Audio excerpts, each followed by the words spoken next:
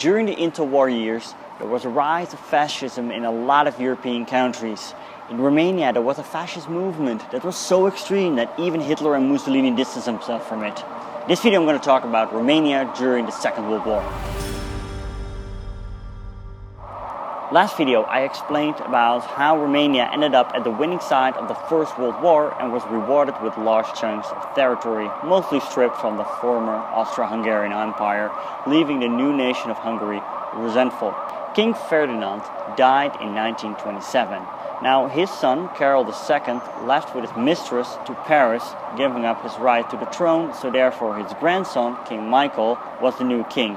However, he was only 5 years of age, so therefore a regency ruled on his behalf. Meanwhile, the Great Depression hits and therefore extremist movements arose.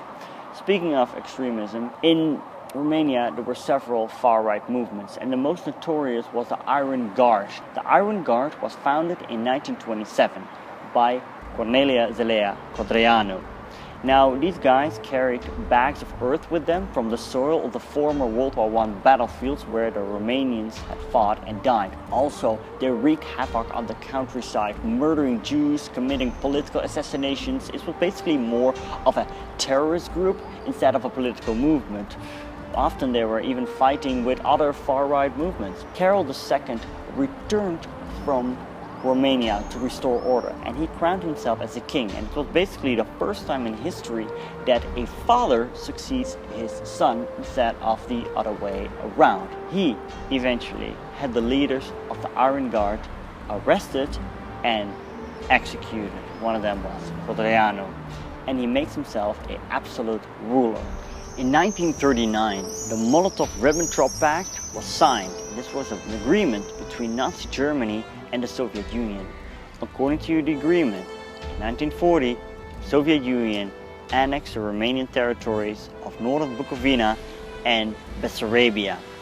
Also, Hungary got a part of Transylvania back, and Bulgaria got some southern parts. Karol II had to abdicate and made way for fascist dictator Ion Antonescu. Now, Antonescu formed an alliance with the Iron Guard. He himself was not a part of, by the way. But this did not work very well because the Iron Guard unleashed a reign of terror and a lot of chaos. Mostly Jews were targeted by this, and however Antonescu himself was anti-Semitic, he was not waiting for this type of chaos. So the Iron Guard came into a massive rebellion here in Bucharest, and Ion Antonescu had to send his forces to suppress this uprising. Iron Guard was put out of action, and Hitler and Mussolini had distanced themselves from this extreme movement. Romania joined Hitler's crusade against Bolshevism. They sent 15 divisions to the Eastern Front to help the Germans with the conquering of the Soviet Union. Meanwhile, the Jews were being deported, and 500,000 of them would not survive the war. After the disastrous Battle of Stalingrad, the Germans and also the Romanian forces had to retreat. And in 1944, the Soviet forces were at the borders of Romania. But then there was the return of the king. King Michael, who was now of age, and his loyal followers committed a coup, removing Ion Antonescu from power. Antonescu would later be tried and executed after the war. King Michael sued for peace with the Soviet Union, and he declared war on the Axis powers. Thus Romania now belonged to the Allies.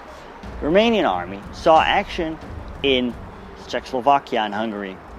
Historians argue that King Michael's move might have shortened the Second World War, and thus saving many of lives. How it all ended with him, I'm going to talk about that in the next video. I'm going to talk about Romania under communist rule. Make sure to subscribe, and see you next time.